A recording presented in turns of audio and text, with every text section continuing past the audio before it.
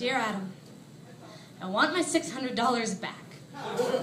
I know you think I owe it to you, you won't return my texts, and keep telling our friends you'll take care of it like you are cleaning up another one of my messes.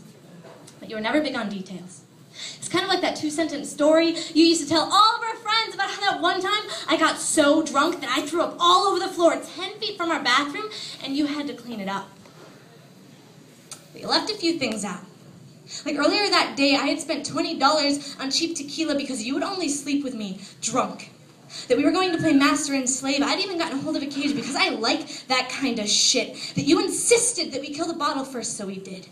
When you finally threw me in and flipped the cage onto its door, you handcuffed my hands above my head and told me, "A good pet waits." So, while you booted up your computer, I closed my eyes and fantasized about what you were fantasizing about doing to me.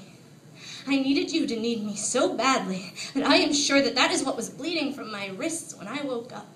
I couldn't feel my hands. I asked what time it was. You told me that I'd fallen asleep. I said, "Adam, I don't feel good." You said, "Hold on." I asked you to let me out. You said, "Hold on." I told you the room was spinning, and you told me to hold on as if I had a fucking choice.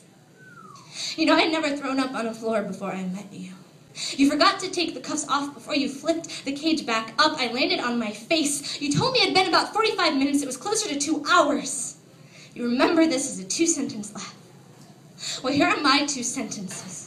You couldn't put a video game down long enough to get your girlfriend out of a sex cage before she puked on herself. And I want my $600 back. You borrowed it after I dumped you. I did not regurgitate us onto the floor. You are not taking care of me. And $600 is not an apology. But you were never big on details like that night. I threw up from places so far down that my shame will always taste like cheap tequila.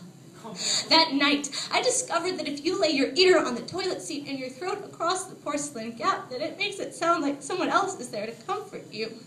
That night, you left me holding back my own hair so long, I actually started to stroke the back of my own neck. That you must have been able to hear me from your computer because you kept telling me I don't have to keep apologizing, but I did. I did. Greta, I am so fucking sorry I let you get this drunk with him again. I am sorry that I let you start needing somebody else more than yourself. I am sorry I don't think you're pretty anymore. Just keep throwing up. Maybe if you're thinner, you'll be worth something again. Adam, you don't know what being owed something feels like until you are 5 a.m. when you stare into a mirror to hug and tell yourself, "I still love you. I want my $600